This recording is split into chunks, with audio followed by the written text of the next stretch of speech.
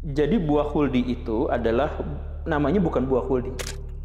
Namanya itu adalah titik-titik. Tidak diketahui, tidak ada yang tahu sampai sekarang. Kalau orang Kristen disebut sama orang Kristennya itu adalah buah pengetahuan. Yang menyebut nama buah huldi itu adalah setan. Jadi ketika kita menyebut nama buah huldi itu nama yang hoax dari setan. Ini baru kemungkinan ya. Jadi interpretasi dari sekian banyak interpretasi.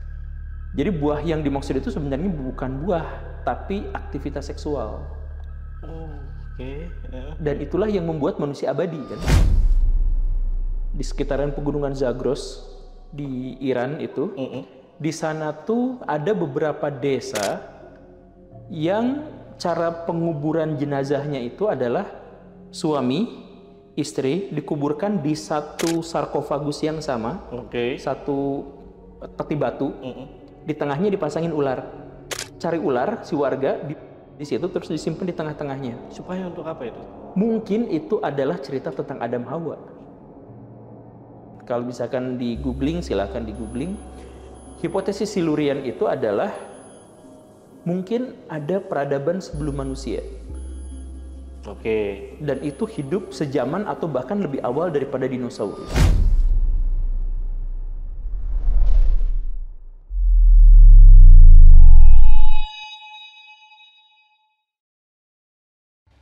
Assalamualaikum warahmatullahi wabarakatuh. Hari ini guys kita bakal ngebahas tentang Nabi Adam, dimana banyak yang percaya kalau Nabi Adam itu adalah manusia pertama yang diciptain sama Allah Subhanahu Wa Taala dan juga jadi awal peradaban di bumi ini. Tapi pernah gak kalian itu kepikiran kalau sebelum Nabi Adam, mungkinkah ada makhluk lain yang lebih dulu tinggal di bumi ini? Karena beberapa orang percaya kalau sebelum manusia, bumi itu udah pernah ditinggalkan sama makhluk lain. Ada yang bilang mereka adalah jin, ada juga yang nyebut makhluk misterius yang punya peradaban sendiri sebelum akhirnya punah. Nah, di video kali ini kita bakal bahas bareng Guru Gembul tentang benar gak sih ada peradaban sebelum manusia? Dan kalaupun ada, siapa mereka dan gimana nasibnya? Jadi langsung aja kita bahas di Lentar Malam spesial Ramadan.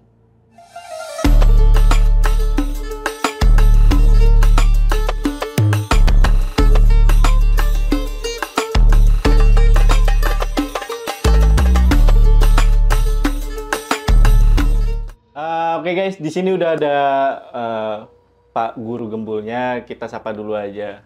Pak Guru, apa kabar Pak Guru? Baik. Baik, alhamdulillah. Baik, alhamdulillah. Gimana puasanya Pak Guru hari ini? Haus? Iya sih, haus. Tapi gini, Pak Guru, aku ada pertanyaan. Jadi tahun kemarin, puasa tahun kemarin itu temen aku ada yang pagi-pagi dia itu nelen laler secara tidak sengaja. Ketelen dia, laler. Tapi setelah itu dia secara sadar, karena ketelen gitu ya laler, minum dia. Secara sadar, dia tahu dia, wah gimana ini batal gitu segala macam, dia panik, terus dia minum. Nah, gimana hukumnya Pak Guru? Ya janganlah harusnya. Jadi kalau gini ya, orang yang nggak sadar, orang yang lupa, orang yang nggak ada ilmunya, orang yang ODGJ yang kayak gitulah. Nah itu tuh nggak ada urusan hukum sama mereka tuh. Ya karena namanya juga tidak mereka sadari, tidak mereka kuasai, situasinya tidak mereka inginkan gitu. Jadi jangankan nelen laler gitu. Nelen mie ayam 2 piring pun, 2 mangkok pun nggak apa-apa, asal nggak sengaja tuh nggak batal. Asal nggak sengaja, asal tapi nggak sengaja. Dua Ya kan nggak sengaja, misalkan ada mie ayam lu masuk gitu kan. Itu kalau nggak sengaja tuh nggak apa-apa. Iya, iya. Tapi gini Guru. Minumnya itu kenapa diterusin nama minum? Cuma dia mungkin panik takut keracunan atau apa mungkin ya, mungkin. Iya kayak gitu. Tapi hukumnya itu batal ya, Pak? Ya batal lah, batal. Itu tahun kemarin temen gua. Dan buat teman-teman yang pengen tanya-tanya nih, nanti kita coba undang Guru Gembul lagi. Boleh tulis di kolom komentar. Pertanyaan apa aja?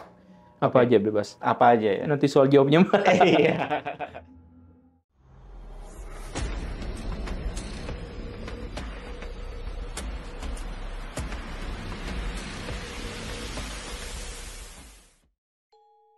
Nah, hari ini kan kita bakal ngebahas tentang peradaban manusia sebelum Nabi Adam turun ke bumi.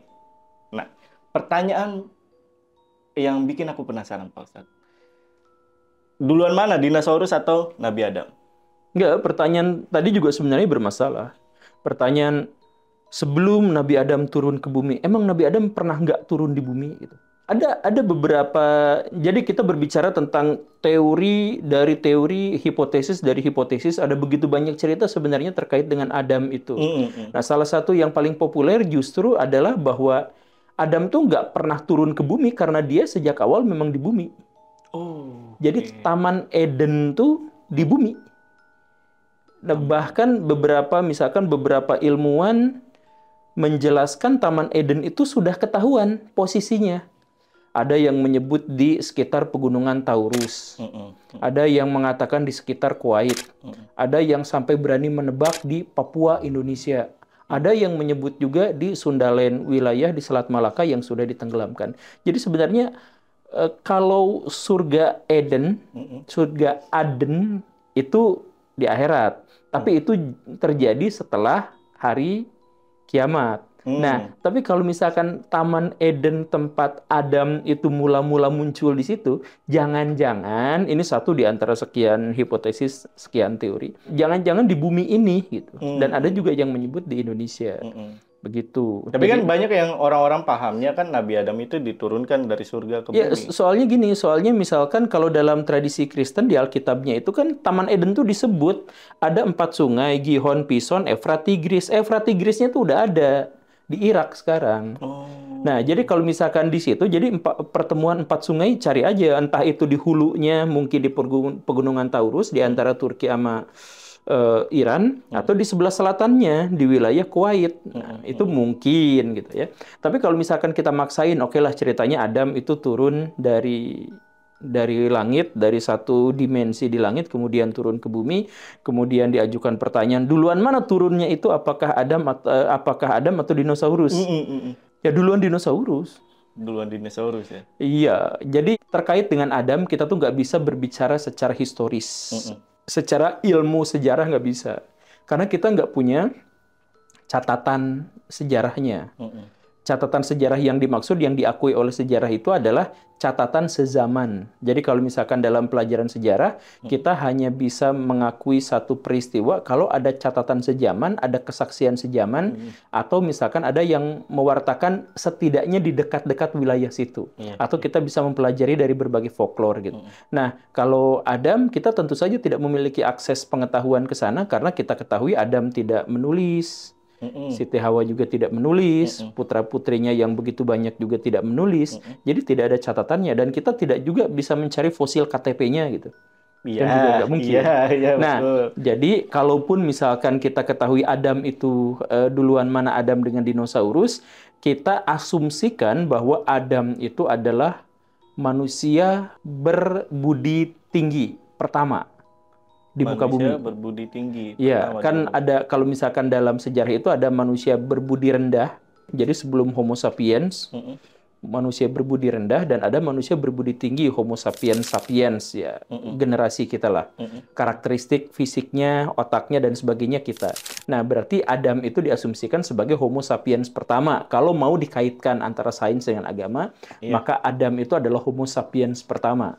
Nah, Homo sapiens pertama itu kapan? Ya kisaran 400.000, 300.000, 200.000 tahun yang lalu. Atau ada yang bahkan menarik lebih awal lagi. Misalkan Homo sapiens sapiens dengan Homo sapiens bacillus itu juga sudah sangat berbeda. Homo sapiens sapiensnya sekarang itu mungkin puluhan ribu tahun yang lalu baru ada gitu. Nah, sedangkan dinosaurus mula-mula sekitar 200 atau 180 sampai 200 juta tahun yang lalu. Jadi sangat jauh berbeda. Ya dinosaurus duluan, kemudian belakangan-belakangan ada Nabi Adam. Nah, begitu. Tapi bagaimana dengan cerita bahwa Nabi Adam itu diturunkan ke bumi itu karena buah kuldi itu? Itu gimana kalau menurut pandangan dari Pak Guru? Balik lagi, jadi buah kuldi itu adalah, namanya bukan buah kuldi. Namanya itu adalah titik-titik. Tidak diketahui, tidak ada yang tahu sampai sekarang untuk ukuran orang Islam. Kalau orang Kristen, disebut sama orang Kristennya itu adalah buah pengetahuan dan buah keabadian. Di situ ada dua. Nah, kalau ada Islam, Tidak disebut itu namanya buah apa. Yang menyebut nama buah khuldi itu adalah setan. Setan ngajakin ke Adam tuh kalau makan buah itu kamu bakal jadi kekal. Makanya disebutnya buah khuldi. Iya, iya. Buah kekekalan. Sebenarnya buah itu tidak menghasilkan kekekalan, jadi dibohongin aja. Jadi ketika kita menyebut nama buah khuldi itu nama yang hoax dari setan. Gitu. Jadi namanya bukan buah khuldi, tapi kalau misalkan buah kekekalan, nah jadi setan itu ngajakin yuk kita makan buah itu biar kita hidup kekal dan seterusnya kan gitu. Ini baru kemungkinan ya. Jadi interpretasi dari sekian banyak interpretasi. Jadi buah yang dimaksud itu sebenarnya bukan buah tapi aktivitas seksual. Oke. Dan itulah yang membuat manusia abadi kan. Jadi manusia sebagai individu itu mati, tapi manusia sebagai spesies kalau dia bereproduksi, melakukan aktivitas seksual itu kan jadi terus-terusan ada. Betul. Nah, jadi mungkin beberapa penafsir Kristen, beberapa penafsir dari orang-orang Gnostik itu menyebut bahwa yang dimaksud dengan buah itu tuh adalah aktivitas seksual. Makanya setelah kejadian makan itu, Nabi Adam dan Siti Hawa sama-sama panik. Ih, kamu telanjang. Ih, aku malu. Gimana ini gitu. Nah, akhirnya jadi tahu terkait dengan moral, terkait dengan apa segala rupa tuh gara-gara makan itu gitu. Nah, jadi jangan-jangan itu sebenarnya adalah majas yang menegaskan bahwa sebenarnya yang mereka lakukan itu adalah aktivitas seksual gitu. Dan akhirnya setelah itu mereka harus turun ke bumi karena di bumilah tempat yang paling mungkin menampung manusia yang berketurunan terus-terusan. Gitu. Sama seperti kalau misalkan di setan itu kan berketurunan terus-terusan di bumi tempatnya. Yang berketurunan terus-terusan itu di bumi. Nah, kalau di surga kan udah selesai. Jadi maaf ya, misalkan kita melakukan aktivitas seksual ya tidak mengakibatkan keturunan gitu. Udah aja gitu. Karena memang itu udah selesai gitu, di akhirat itu. Bahasa kasarnya tidak berkembang biak kalau tidak berkembang biak. Nah, tapi sekali lagi ya, ini cerita-cerita alternatif. Kalau misalkan kita masuk kepada dalil-dalil yang sudah jelas, yang sudah ini ya, sebenarnya kita tidak usah membicarakannya lagi, karena itu adalah bagian yang sudah saklek selesai gitu. Bagian di mana kita harus mengimani apa adanya. Gitu. Tapi kalau misalkan ada beberapa teori alternatif yang kita ajukan, misalkan dalam folklore Mesopotamia, kemudian dalam upaya-upaya para ilmuwan untuk menemukan kecocokan, itu kita membuka kemungkinan. Bahkan misalkan di sekitaran pegunungan Zagros di Iran itu, di sana tuh ada beberapa desa yang cara penguburan jenazahnya itu adalah suami istri dikuburkan di satu sarkofagus yang sama, satu peti batu, di tengahnya dipasangin ular. Jadi kalau ada orang yang meninggal, misalkan suami dulu atau istri dulu, nah nanti istri dulu katakanlah, terus nanti suaminya disimpan di sana juga. Nah nanti ularnya cari ular si warga di situ terus disimpan di tengah-tengahnya. Supaya untuk apa itu? Mungkin itu adalah cerita tentang Adam Hawa. Kan Adam dan Hawa itu adalah Adam, Hawa makan buah itu gara-gara dibujuk sama setan, yang setan itu mewujud ular kan. Jadi kalau misalkan kita lihat lukisan-lukisan abad pertengahan, setan yang dimaksud itu bentuknya biasanya ular gitu. Coba misalkan search di Google gitu, misalkan Adam ini gitu ya, itu gambarnya biasanya ular. Nah, jadi mungkinkah di pegunungan Zagros dan di situ juga kan ada sungai Efrat dan ada sungai Tigris di sekitar situ tuh.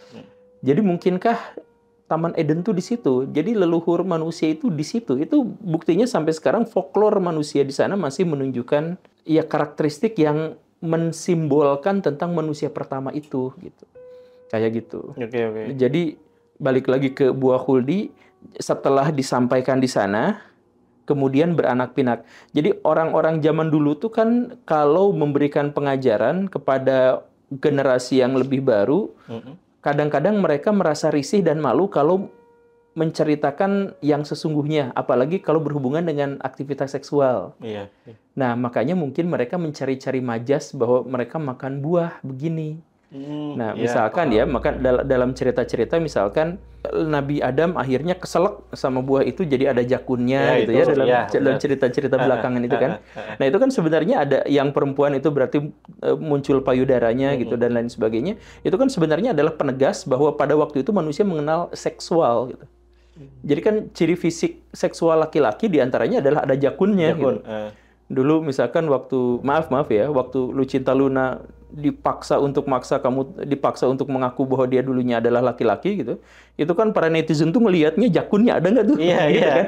Benar, ya karena itu adalah simbol atau karakteristik dari fisik laki-laki, sedangkan karakteristik dari fisik perempuan ya begitulah. Nah itu kan diceritakan juga dalam cerita itu. Jadi jangan-jangan sebenarnya bukan buah gitu.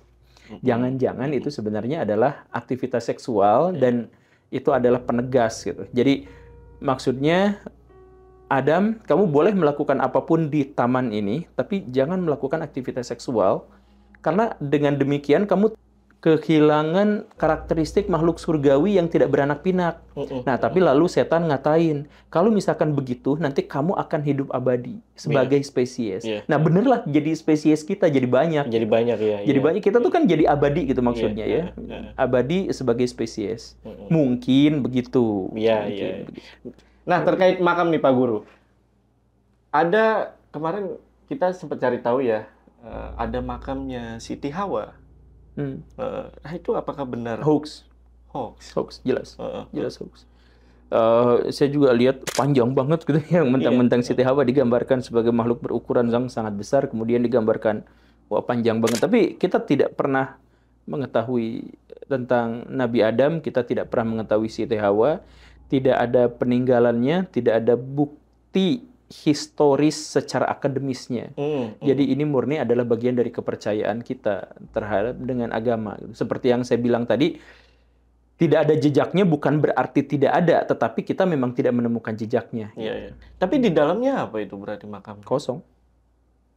Itu sudah dibuktikan? Cek aja langsung. Itu sebenarnya adalah bikinan orang-orang iseng di awal tahun 1900-an itu. Karena gini, makam itu adalah salah satu yang paling sering dipalsukan dalam sejarah. Jadi karena banyak kepentingan di sana. Misalkan Genghis Khan atau dalam sejarah Islam ada Khalifah Al-Mansur. Di musuhnya tuh banyak banget kan. Nah, takut si makamnya itu nanti akan dihinakan, dipipisin atau digali lagi gitu dan lain sebagainya. Itu mereka bikin makam-makam palsu. Jadi misalkan Al-Mansur itu bikin makam sampai 100 biji pas dia meninggal. Pas mau meninggal, bikinkan saya 100 makam. Nggak ada satupun yang ditempatin. Yang jenazahnya ditempatkan di satu tempat yang sampai sekarang nggak ketahuan. Gitu. Nah, jadi atau misalkan di Jawa Barat itu banyak banget makam Prabu Siliwangi. Gitu. Atau misalkan kemarin ada fenomena bikin makam palsu gitu ya. Ulama anu bikin ulama anu biar nanti bayar sedekah kenceleng ke situ gitu. Ada itu. Nah, jadi banyak sekali. Nah, jadi kalau misalkan kita memalsukan makam Siti Hawa, memalsukan makam Nabi Nuh, memalsukan Nabi, itu banyak sekali kejadian. Tapi ya tentu saja kita tidak bisa mengkonfirmasi itu. Gitu. Ya kan di dalam Al-Quran juga tidak ada dalilnya misalkan Siti Hawa dimakamkan di satu tempat gitu dalam kondisi begini dan begitu ya nggak ada juga. Lagian kalau misalkan itu ada ya seharusnya makamnya sudah rata dan kita tidak bisa mengetahuinya lagi. Kan sudah tidak terawat.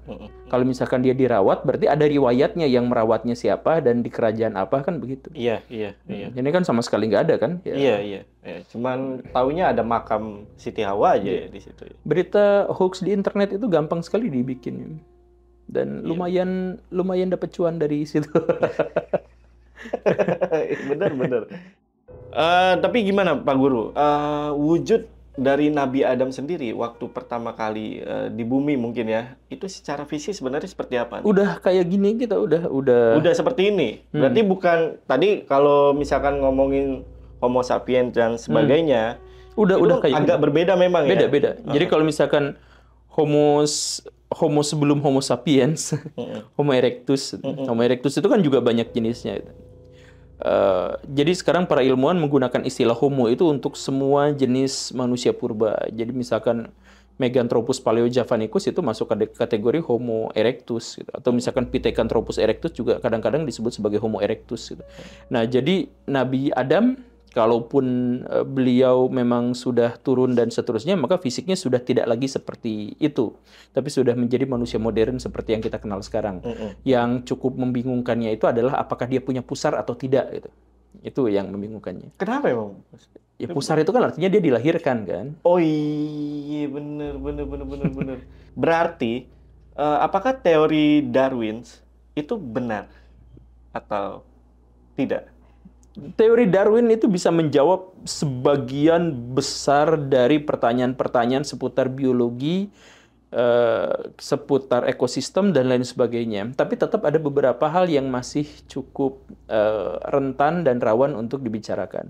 Nah, terkait dengan Adam dan teori evolusi, ini menjadi keributan khususnya di Indonesia, karena masyarakat Indonesia itu masyarakat Indonesia itu adalah masyarakat yang relatif khawatir terhadap penafsiran agamanya gitu. Jadi kalau misalkan ada penafsiran yang lain, mereka tuh takut kaget gitu. Kenapa seperti itu? Karena di Indonesia agama itu dijadikan sebagai ajang kerusuhan. Jadi misalkan kemarin ya, ada ustadz dari satu kelompok datang ke satu masjid, digerebek, mobilnya dihancurin. Itu digebukin itu si sopirnya. Padahal dalam kondisi baik-baik aja. Ini ustadz versus pengajian. Jadi pengajian lawan pengajian di Indonesia itu bisa berantem. Kan begitu kan? Iya, miris.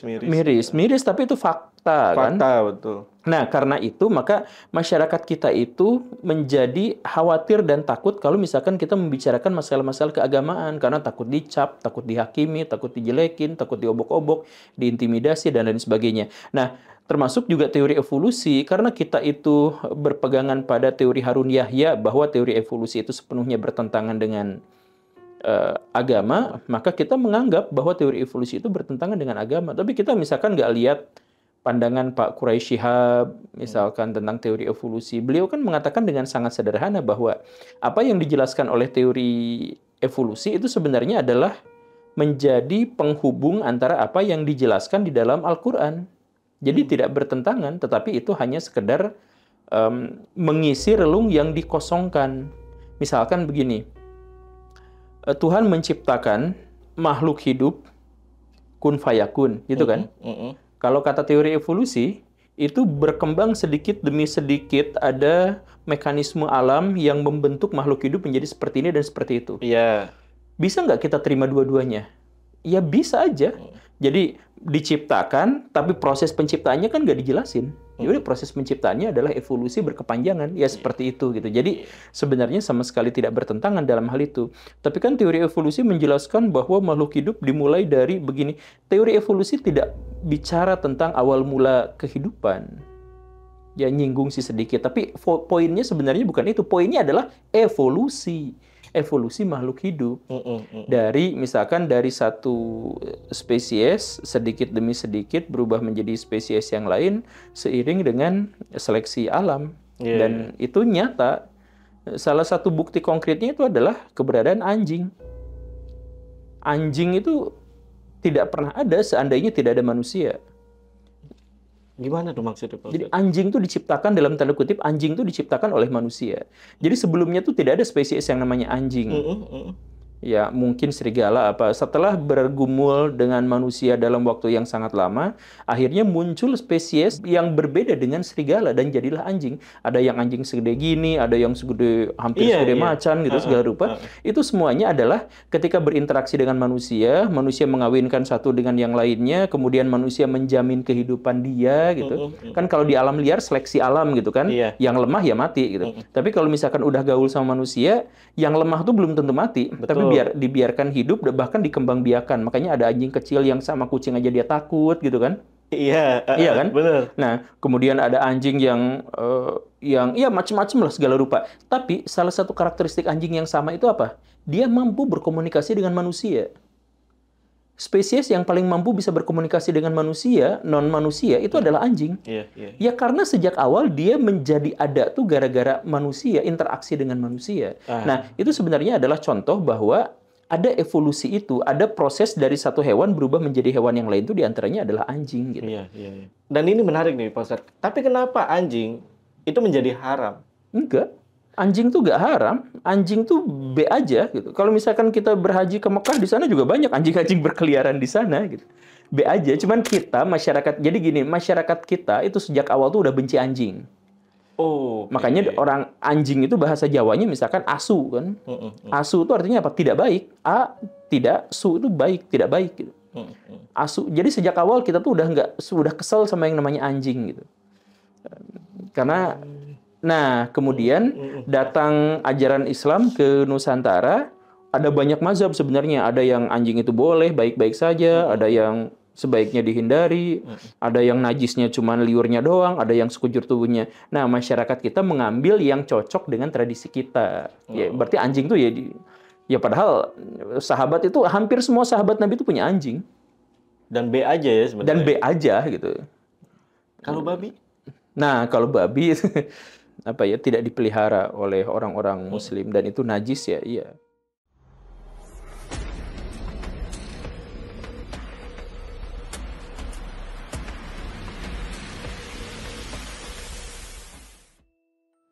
Pak Guru, ini balik lagi nih ke Nabi Adam. Waktu dulu itu sebenarnya ada makhluk apa aja sih dan gimana kehidupannya? Waktu di zaman Nabi Adam. Sebelum Nabi Adam. Sebelum Nabi Adam boleh Dan pas zaman Nabi Adam. Ya, ada hewan-hewan seperti yang kita kenal sekarang. Ada buaya, ada semut, ya gajah.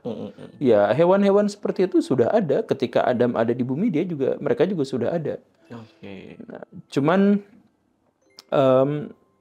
ada beberapa hewan yang cukup membingungkan. Contohnya? Misalkan, kalau dalam tradisi Islam, ada makhluk-makhluk yang diduga cerdas sebelum Adam. Diduga ya. Karena di dalam Quran dan Sunnah itu nggak ada. Cuman ada isyarat di surat, misalkan di surat Al-Baqarah itu, yang ayat 30 itu. Kan malaikat tuh nanya, kok menciptakan Adam padahal bikin rusuh terus di bumi gitu. Karena nggak dijelasin itu makhluk apa. Cuman para ulama akhirnya terpantik penasaran apa sebenarnya makhluk sebelum itu. Makanya mereka kemudian mencari-cari dari folklore Mesopotamia, dari folklore Arab kuno dan sebagainya. Akhirnya banyak di antara mereka yang mengidentifikasi ada yang namanya bangsa Nisnas, ada yang mengaku nama bangsa Jin, bangsa Hin, bangsa Bin, yang Goul ya dan lain sebagainya. Tapi itu sebenarnya tidak didasarkan pada dalil Quran dan Sunnah. Itu hanya para ulama di generasi awal merasa penasaran dengan dalil ini, sebelum manusia itu ada apa yang bikin kerusakan di muka bumi itu apa gitu. Nah, mereka kemudian mencoba untuk mengkomparasikan dengan cerita-cerita yang beredar di masyarakat, jangan-jangan ini, maka muncullah cerita-cerita itu. Tapi aslinya sih kita juga tidak pernah mengetahui itu. Gitu. Ya, itu hanya bagian dari dalam tanda kutip mitologi gitu. Yang cukup unik juga kalau misalkan kita lihat di kekristenan, itu tuh ada makhluk-makhluk yang sejaman dengan Adam, kemudian Nuh, kemudian itu tuh makhluk-makhluk Idris, Henok gitu ya. Ada makhluk semacam Baphomet. Behemoth, misalnya bukan Baphomet, Behemoth. Behemoth tuh unik loh. Behemoth itu digambarkan suka berendam di air, makan tumbuh-tumbuhan, badannya besar dan kuat, otot kaki urat-uratnya kelihatan jelas, suka naik ke perbukitan, dan ekornya besar seperti pohon ara. Oke. Apa itu? Kira-kira. Itu Behemoth itu di Alkitab di negara lain. Kalau misalkan terjemahan bahasa Indonesia itu jadi kuda Nil gitu. Nah, tapi yang membingungkannya itu adalah kalau kuda Nil tuh ekornya nggak gede kayak pohon ara. Makanya beberapa spekulasi, sekali lagi ya, ini bukan ini ya, tapi ini mah untuk membuka wawasan aja gitu. Ada spekulasi bahwa itu tuh berarti dinosaurus. Jadi dinosaurus itu mungkin masih ada, atau spesies yang sekarang kita sudah tidak melihatnya, mungkin di zaman itu tuh ada gitu. Paham. Entah itu dinosaurus, entah itu apa, tapi makhluk berukuran besar yang suka berendam di air, tapi ekornya juga gede. Nah, ini yang membingungkan tuh gitu. Atau misalkan dalam Alkitab, kemudian dalam tradisi Mesopotamia kuno tuh ada yang namanya Leviathan. Apa itu? Leviathan tuh makhluk berukuran besar, tapi dia di laut. Nah, makhluk berukuran besar dia di laut tuh apa? Digambarkannya tuh naga. Tapi kita juga nggak tahu itu apa. Beberapa tahun yang lalu para ilmuwan menemukan sebuah fosil seperti paus sperma tapi dengan gigi yang sangat besar. Maka para ilmuwan menyebut dia itu adalah Leviathan. Tapi kayaknya bukan itu. Jadi Leviathan tuh segede megalodon gitu. Nah, tapi para ilmuwan juga tidak tahu apakah Leviathan itu adalah yang dimaksud seperti Alkitab. Kayaknya bukan. Cuman nama itu diinspirasi dari mungkin berasal dari Babilonia kuno gitu. Mungkin begitu. Kalau misalkan dalam tradisi Islam juga ada ikan nun yang makan Nabi Yunus itu. Iya. Ikan nun juga digambarkan gedenya kan luar biasa gitu. Dan diceritakan juga hidupnya panjang sekali, mungkin sampai sekarang masih hidup dan seterusnya. Tapi itu balik lagi, itu sebenarnya adalah tafsiran-tafsiran, spekulasi-spekulasi, berbagai hipotesis. Karena kitab-kitab suci tidak memberikan penggambaran detail dan memang kayaknya nggak penting juga untuk memberikan pelajaran, penggambaran-penggambaran seperti itu. Kan kitab suci itu untuk memberikan pelajaran kepada kita baik dan buruk kan? Nggak menceritakan tentang detailnya makhluk ini apa, terus kemudian kita... Cuman gara-gara manusia itu gampang banget penasaran gitu. Pasti. Jadi dicari-cari ini sebenarnya makhluk apa ya, kan kayak gitu. Tapi ini juga dikaitkan dengan teori para ilmuwan bahwa hewan-hewan besar itu lebih dari setengahnya mati itu sejak manusia ada. Megafauna tuh banyak yang mati tuh gara-gara keberadaan manusia. Yang paling terkenal dan fenomenal itu adalah mamut. Mamut itu kan punahnya gara-gara manusia, diburu kan. Nah, jadi apakah mungkin ada hewan-hewan berukuran besar yang kita selama ini tidak mengenalnya dan itu mati oleh manusia gitu. Jadi kalau misalkan di setiap daerah ada cerita tentang naga, tentang ikan besar, ada cerita tentang burung raksasa dan sebagainya. Dan itu umum terjadi di setiap kebudayaan, ada aja cerita kayak gitu.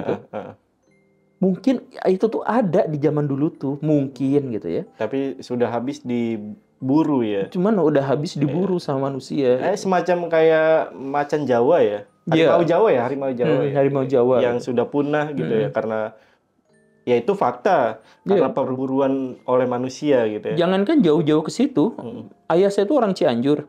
Dia tuh mengaku waktu kecil itu ada spesies hewan yang seperti babi, tapi kakinya berselaput. Dan ayah saya tuh nggak tahu itu tuh apa, tapi waktu kecil dia tuh ketemu sama makhluk itu tuh.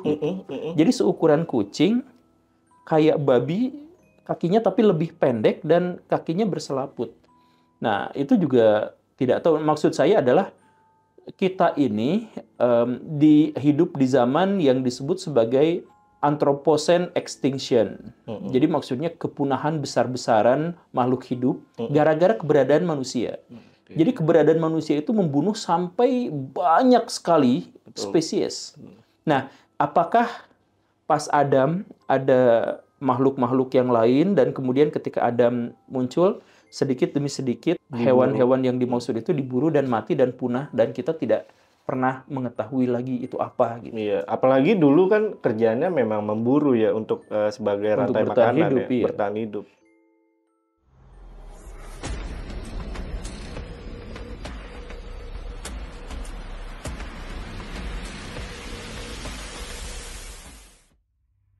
Nah, Pak Guru, tadi kan Pak Guru sempat bahas Hin dan juga Bin.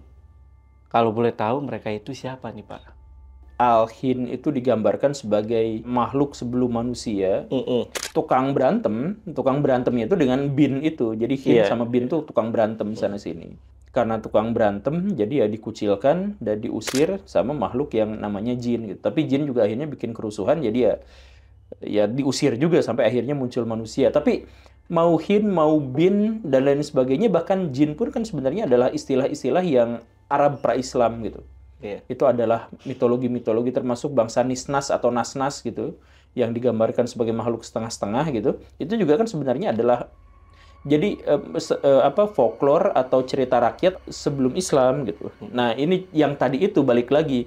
Jadi ketika ada satu dalil dan dalil itu sebenarnya tidak memiliki relevansi untuk dibuat detail, tapi karena manusia itu penasaran gitu. Jadi ini tuh apa ya? Ya udah cari-cari ini. Jadi ada makhluk yang bikin kerusakan sebelum manusia apa gitu ya.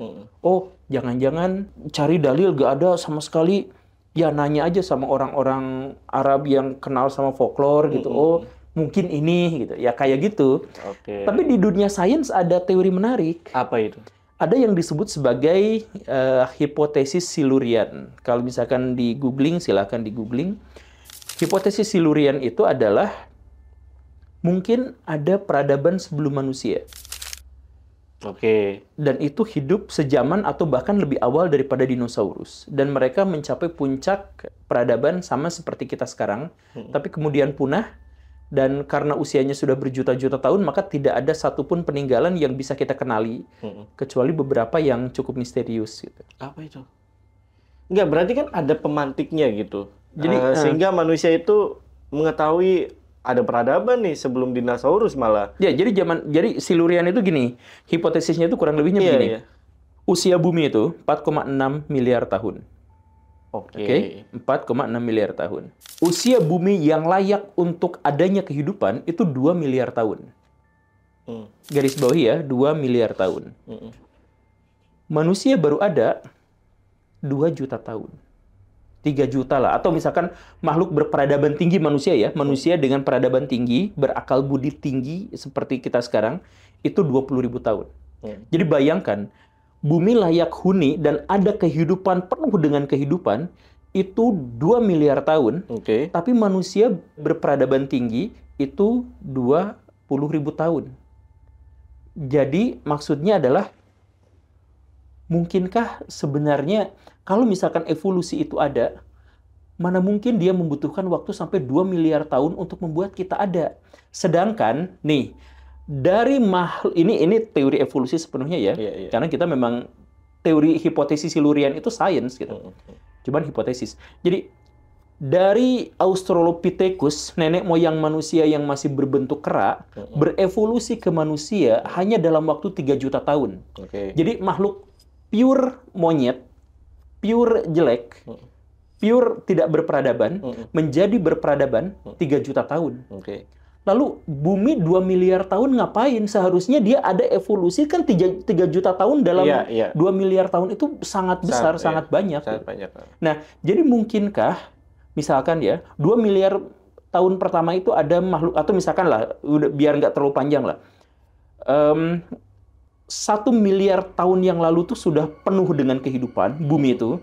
Dari 1 miliar tahun itu, butuh 3 juta tahun untuk memunculkan makhluk dari tidak berperadaban, kosong sama sekali, sampai berperadaban tinggi. Karena kita faktanya juga hanya 3 juta tahun untuk 3 juta tahun.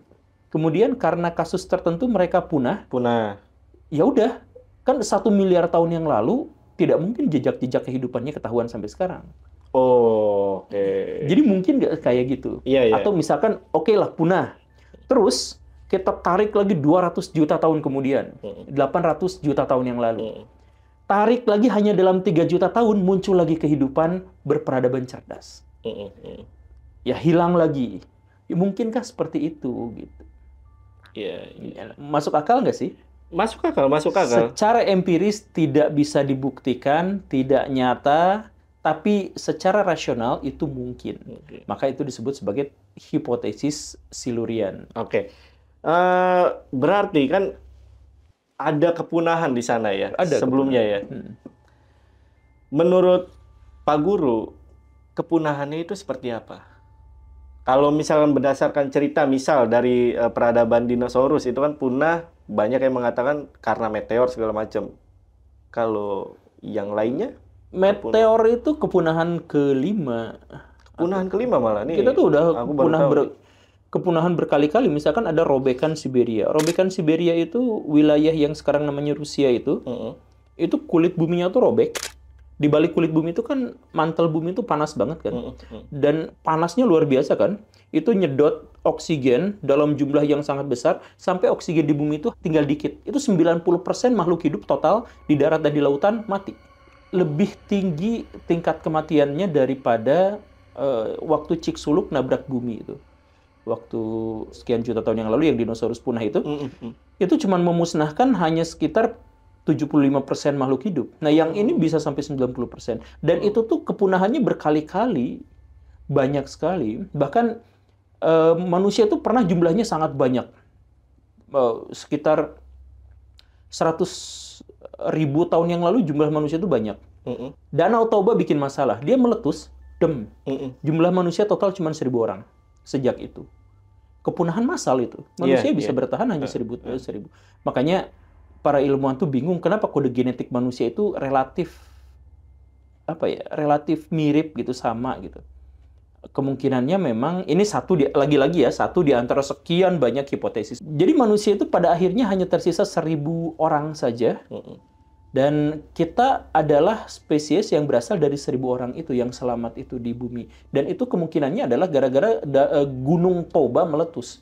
Gunung Toba berubah jadi Danau Toba karena gunungnya hilang, meletus semua. Benar-benar hancur gitu, lebur ya. Ya, hancur semuanya. Dan itu menyebabkan dalam tanda kutip ya musim dingin nuklir gitu, yang memusnahkan sumber daya pangan manusia, memusnahkan habitat manusia pada waktu itu dan lain-lain. Suka nonton film ini Ice Age? Iya. Ice Age yang kartun itu kan? Yang kartun itu yang ada gajah yang bercula segala macam. Iya, yang semuanya latarnya itu es semua. Iya. Nah, itu tuh kan gara-gara Danau Toba itu meletus, semuanya jadi beku gitu. Menarik. Ke sana ya arahnya ya. Oke. Ada kaitannya. Iya. Nah, menarik nih Pak Ustadz, yang tadi robekan di Siberia itu satu dari sekian itu. Oke, itu kan ada ya? Ada. Kan katanya oksigen itu habis nih. Iya. Diserap sama itu. Nah, sekarang kan ada robekan. Kayak gini kan, api itu kan ngebakar oksigen kan? Iya. Dia mengubah oksigen itu menjadi karbon kan? Nah, itu bayangin yang kebukanya tuh berapa ratus kilometer gitu. Robek aja. Jadi gini nih, bumi bulat kan? Kulit bumi yang namanya litosfer itu kan tipis sekali. Tipis. Jadi kayak anggur dengan kulitnya lah. Jadi bayangkan ya sekitar 100-an kilometer ke dalam kita tuh. Itu tuh mantel yang keras, kerak yang kerasnya gitu. Sedangkan bumi itu sampai berapa ribu gitu, 6.000, sekitar 6.000-an kilometer. Berarti ini tuh tipis banget kan? Nah, sedangkan si astenosfer atau lapisan bumi itu kan mendidih terus. Iya. Itu akhirnya robek. Jadi kurang lebihnya gini lah. Ini bumi. Enggak, aku paham. Enggak, itu kan sobekannya sudah ada. Sudah ada. Kenapa kita nggak mati lah? Enggak, itu 300 juta tahun yang lalu. Sekitar cek lagi 300 juta tahun yang lalu. Ya udah nggak, kita belum lahir, Nabi Adam juga belum ada, belum turun. Nah, cuman makhluk-makhluk pada waktu itu banyak yang punah tuh gara-gara itu. Gara-gara itu. Iya. Dan kan masih ada nih. Apanya? Sobekannya masih ada kan? Enggak, udah nggak ada. Oh, udah nggak ada. Udah nutup lagi. Ya kayak luka lagi. Kita ini nutup lagi. Oh, itu cuma pengen nanya itu doang. Dikira tuh masih ada. Kenapa kita nggak mati gitu? Maksudnya. Pengen.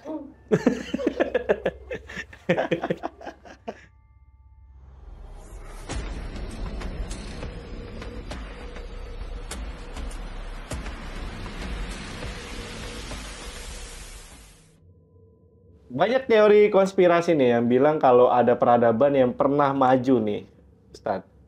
Tapi musnah. Sama sih seperti yang tadi kita bahas ya. Iya. Nah, apakah kehancurannya atau kepunahannya itu bisa kita sebut dengan kiamat kecil atau kiamat besar? Bisa. Kiamat kecil atau kiamat besar? Bisa kiamat kecil, bisa kiamat besar, tergantung perspektif. Karena gini, ada segelintir kecil ulama yang mengatakan bahwa alam semesta ini, bumi ini tuh adalah bumi kesekian, Adam kesekian, alam semesta kesekian. Jadi nanti setelah kiamat, maka Tuhan akan menciptakan bumi baru dengan Adam yang baru, dengan makhluk hidup dan peradaban yang baru. Dan dengan kitab yang baru? Ya, dan kemudian setelah itu akan hancur, dan kemudian nanti muncul lagi, dan seterusnya. Ada sebagian dari sufi, sebagian dari ulama yang menerka seperti itu. Jadi kita adalah Adam yang kesekian ribu gitu. Setelah itu nanti kalau misalkan kita sudah ke akhirat, semesta fisik dibangun lagi, ada lagi ya kayak gitulah. Jadi apakah ada peradaban-peradaban maju sebelum kita? Ya bisa jadi. Oke. Ya termasuk yang silurian tadi itu juga kan Iya. bisa jadi seperti itu. Cuman ngebayanginnya mungkin bentuk orangnya tuh ya kayak dinosaurus gitu. Tadi yang setengah-setengah itu maksudnya gimana itu? Makhluk apa itu ya setengah-setengah? Nisnas atau Iya, bangsa nisnas. Nasnas. Nas. Ya jadi Setengah-setengah itu gimana, Pak Ustadz? ya itu balik lagi itu adalah cerita dari Arab kuno gitu. Jadi makhluk itu tuh digambarkannya ya orang setengah gitu, cuman kaki satu, tangan satu, jalan loncat-loncat kayak gitu gitu. Oh, gitu. Atau misalkan diterjemahkan makhluk setengah-setengah yang lain itu adalah makhluk setengah manusia, setengah hewan. Ada yang menerjemahkannya kayak gitu. Oh, oke. Nah, itu juga ada yang unik juga tuh di situ. Iya. Karena ada lukisan gua. Oh, oke. Lukisan gua yang menggambarkan itu. Jadi maksudnya ada sebagian dari ilmuwan yang berpikir manusia purba tuh nggak akan menggambar apa yang tidak dia lihat. Iya. Jadi ada beberapa gambar di Australia diantaranya gambar gua. Kan orang-orang manusia-manusia purba tuh atau manusia praksara itu kalau bikin karya seni itu di gua-gua gitu kan ngegambar gitu. Kebanyakan lukisan gambar itu bisa dipahami gitu. Ada gambar, ada hewan, ada padang rumput, ada orang lagi berburu mamut apa segala rupa. Tapi ada satu gambar yang menunjukkan karakteristik setengah manusia, setengah hewan. Itu para ilmuwan bingung. Ya penjelasannya yang tadi itu, manusia praaksara nggak mungkin menggambar sesuatu yang tidak pernah mereka lihat. Jadi kalau misalkan mereka menggambar sesuatu itu adalah yang pernah mereka lihat. Iya. Jadi jangan-jangan makhluk yang serupa setengah-setengah itu ada gitu. Atau yang lebih mungkinnya itu adalah makhluk hidup dengan ciri fisik yang mirip manusia itu di zaman dulu tuh ada gitu. Oke, ini sebelum ditutup kesimpulan nih. Pak Guru, apakah Nabi Adam ini benar-benar manusia pertama? Enggak, saya tidak pernah mengajak orang berkesimpulan kalau beres nonton video saya. Jadi berhenti untuk mengambil kesimpulan. Benar. Kita buka dulu semua kemungkinan, jadi kesimpulan itu ambil sendiri. Jangan berharap orang lain ngambil kesimpulan. Jadi misalkan ngedengerin saya, kemudian saya menyimpulkan. Enggak, kesimpulannya di setiap orang. Silahkan berpikir dengan nalar masing-masing, belajarlah untuk merdeka dan mandiri dalam berpengetahuan. Jadi jangan mengandalkan kesimpulan kepada pihak lain, termasuk saya. Ya siapa juga saya kan harus menyimpulkan. Tapi kalau misalkan saya termasuk orang yang tidak membicarakan tentang ajaran agama yang misterius, kemudian dijelaskan secara ilmiah gitu. Karena bagi saya agama itu adalah misteri dan kita harus menghormati misterinya seperti itu apa adanya. Gitu. Jadi kita nikmati itu. Toh agama juga ya itu tadi, agama itu ngajarin kita itu adalah tentang materi-materi etika, materi-materi kita tentang kesadaran. Jadi kalau misalkan nanti ada makhluk lain sebelum Adam karena disiratkannya seperti itu, ya sudah saya gak mencari-cari siapa dia. Gitu. Tapi tetap gatel, kita penasaran. Nah, yang gatel, ya yang tadi itu kan manusia kan hawa nafsu manusia ya penasaran banget ini apa. Saya juga mencari, makanya saya bisa suguhkan berapa puluh teori atau hipotesis gitu terkait dengan itu, saya juga bisa gitu. Tapi saya akan katakan itu adalah bagian dari kemungkinan, bukan bagian dari agama. Kalau misalkan bagian dari agama itu adalah sesuatu yang sudah diyakini sepenuhnya. Tapi kalau misalkan yang tadi kayak Al-Bin, Al-Hin, apa lagi yang kayak gitu, ya kayak gitu, itu adalah folklore dari masyarakat. Itu adalah cerita-cerita bisa kita terima, bisa kita abaikan, bisa kita tolak, bisa kita cocokologikan dengan sains dan sebagainya. Tapi itu bukan agama. Makanya saya buka kemungkinan seluas-luasnya, terbuka tanpa mengambil kesimpulan.